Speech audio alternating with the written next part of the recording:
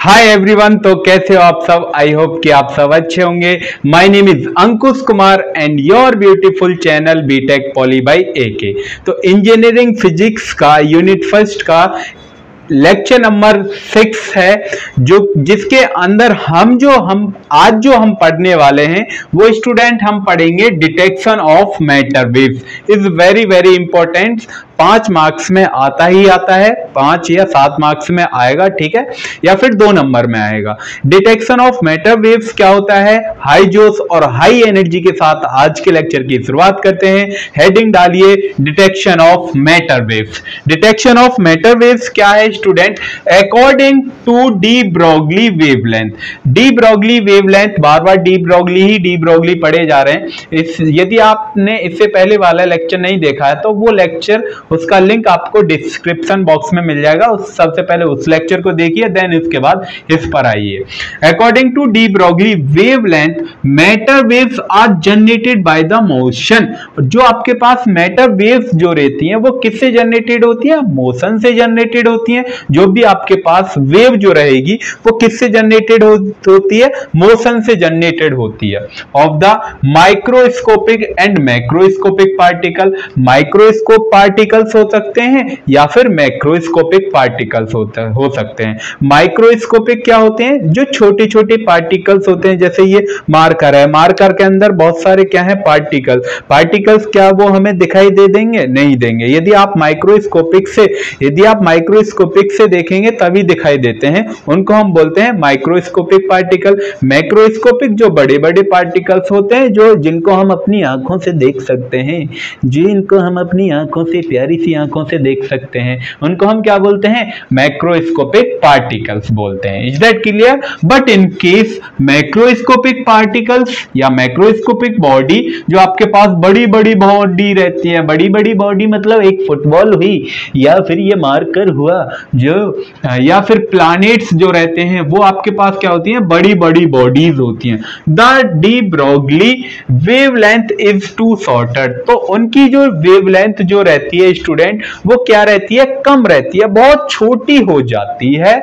By to be measured by any instrument. यदि मैं किसी इंस्ट्रूमेंट से मेजर करता हूं तो उनकी वेवलेंथ क्या हो जाएगी स्टूडेंट? छोटी हो जाती है, टू बी शॉर्टर।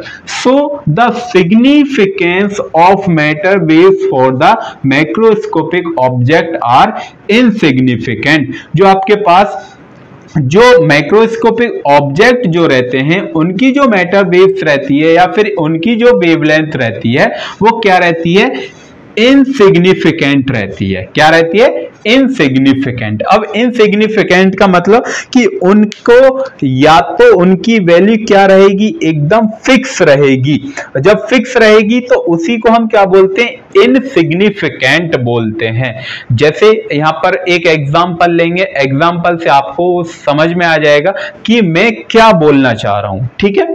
जैसे यहां पर एग्जांपल लिखा है, let a particle of mass 1 gram. आपके पास मास, जो आपके पास एक पार्टिकल है जिसका मास क्या है? 1 ग्राम है।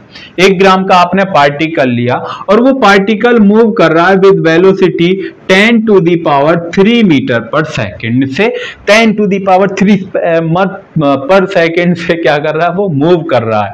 Is that clear? उसके पास मास हमने लिख लिया 1 ग्राम, इसको केजी में कन्वर्ट करेंगे तो 10 टू द पावर 3 केजी आ जाएगा। Velocity 10 to the power 3। आप जानते हैं lambda is equal to h upon m v. हाँ जी सर जानते हैं। तो लैम्डा यहाँ पर क्या है? वेवलेंथ है। एच यहाँ पर प्लांक कांस्टेंट, जिसकी वैल्यू क्या होती है? फिक्स रहती है। जूल मीटर पर सेकेंड रहती है। Is that clear? उसके बाद m, मास कितना है? 10 टू द पावर 3 केजी। तो केजी लिख लिया 10 टू द पावर, और speed of light 10 to the power 3। 10 to the power 3। Speed of light नहीं है सर, स्पीड ऑफ पार्टिकल है, या velocity of the particle 10 to the power 3। इससे ये क्या हो गया? Cancel out. तो ये किसके इक्वल आएगा? इक्वल आएगा ये sir 6.63 multiply 10 to the power minus के 34 जूल पर केजी। अब क्या आएगा यहाँ पर? जूल पर केजी आएगा। जूल पर केजी। तो ये आपके पास क्या आई है, पार्टिकल की वेवलेंथ आई है। अब वेवलेंथ किसके बराबर हो गई, लैम्डा के, सॉरी एच के, तो lambda is equal to h, तो दोनों क्या हो गए, ये वैल्यू होगी।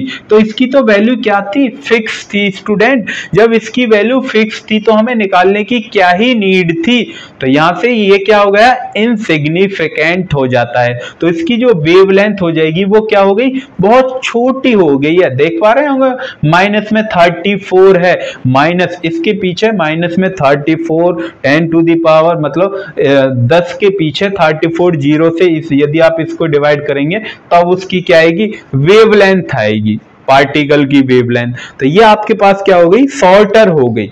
ठीक है, तो this wavelength can not be measured. तो इस वेवलेंथ को, ये जो आपके पास लैम्डा सॉरी एच जो आया है, एच मतलब प्लांक कांस्टेंट जो आया है, उसको क्या किसी इंस्ट्रूमेंट से मेजर कर सकते हैं, नहीं कर सकते। तो this wavelength can not be measured by any instrument, it is not a D Broglie wavelength. तो ये जो आपके पास आई है लैम्डा पार्टिकल्स जो आया है, वो आपके पास ये जो वैल्यू आई है, ये आपके पास क्या है, वेवलेंथ, डी ब्रोगली वेवलेंथ नहीं है। यही पूरी प्रोसेस था detection of matter waves. I hope कि आपको ये समझ में आया होगा डिटेक्शन ऑफ मैटर वेव्स क्या होता है। ठीक है, इससे जो नेक्स्ट लेक्चर में हम जो पढ़ेंगे वो न्यूमेरिकल, बहुत इंपॉर्टेंट न्यूमेरिकल पढ़ाऊंगा जो कि बहुत बार आ चुके हैं और आने की पॉसिबिलिटी है। तो जरूर देखिए, उन न्यूमेरिकल्स को तो करके ही जाना है, छोड़ने तो है ही नहीं, वो न्यूमेरिकल बार बार पूछे गए हैं। ठीक है, तो तब तक के लिए पढ़ाई करते रहिए। ऑल द वेरी बेस्ट, मिलते हैं फिर नेक्स्ट लेक्चर में। Thank you.